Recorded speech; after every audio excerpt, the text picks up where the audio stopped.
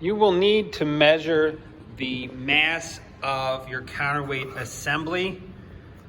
So that's everything that hangs from your throwing arm on the counterweight side. So you'll have to disconnect, make sure you have everything all together, and the counterweight should be empty. So to find the mass of this using our scale, you'll hit the on button. It takes a moment to warm up.